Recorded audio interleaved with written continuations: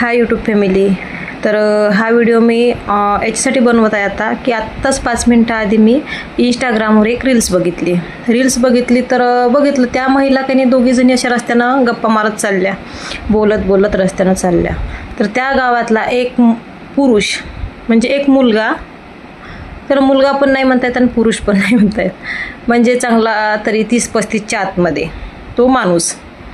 तर तो तिच्याकडे पाहून आधी तर एकसारखं बघितलं आणि जिथं छोटे मुलं खेळत होते तिथं जाऊन तो बसून राहिला.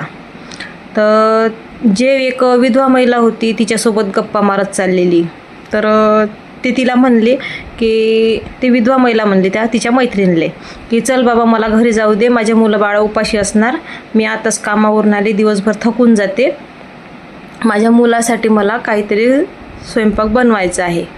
तर तिची मैत्रीण म्हणाली की जा बाबा तुझी मुलं वगैरे उपाशी असन. तर ते तिथून ते जे विधवा महिला आहे ते तिथून तिच्या घराकडे चालली गेली, तिच्या घरी गेली आणि तिची मैत्रीण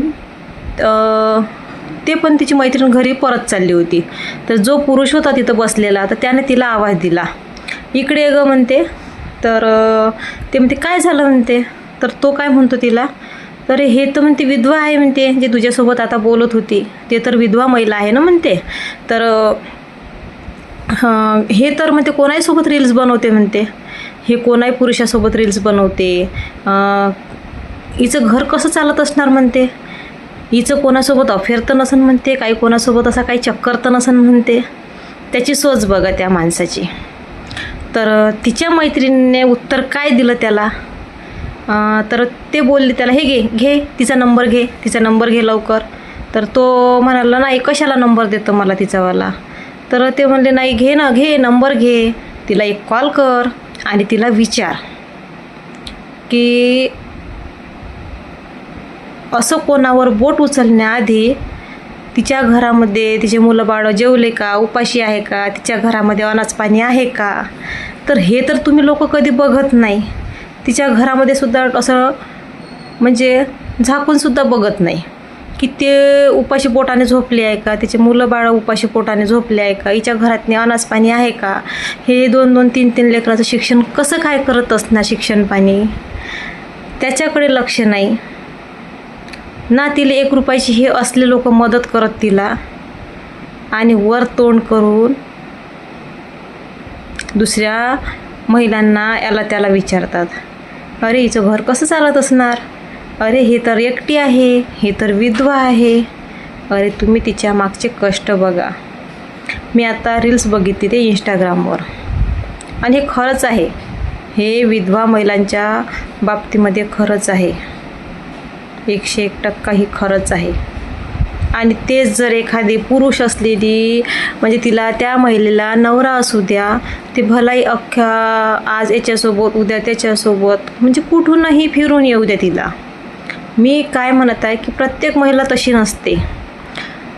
विवाहित महिलांमध्ये आज एवढं प्रमाण वाढलेलं आहे की 50% महिला चांगल्या आहेत, 50% महिलांचं प्रमाण एवढं वाढलेलं आहे की घरात नवरा असूनसुद्धा त्यांचं दुसऱ्या पुरुषासोबत अफेअर असतात.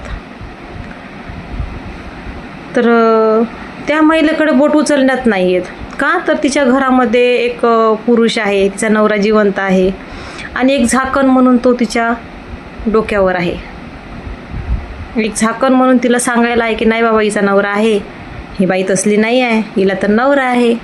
भलाई ते कितीही म्हणजे वाईट असो पण तिला चांगलं समजण्यात येते.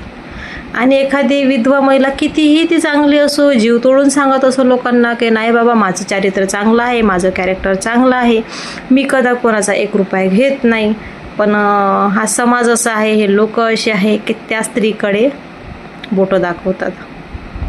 पण भलाई हे लोक तिच्या पाठीमागं नसो, पण जो करता करविता बसलेला आहे ना, तिचं वाईट सोचलं असं ह्या लोकांनी किंवा तिच्या चारित्र्यावर बोटं उचलत असन तर तो बघतो सर्व काय.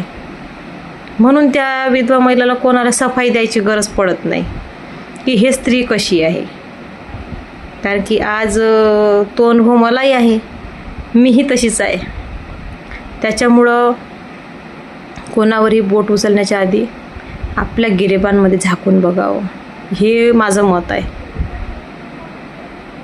चला ठीक, बाय.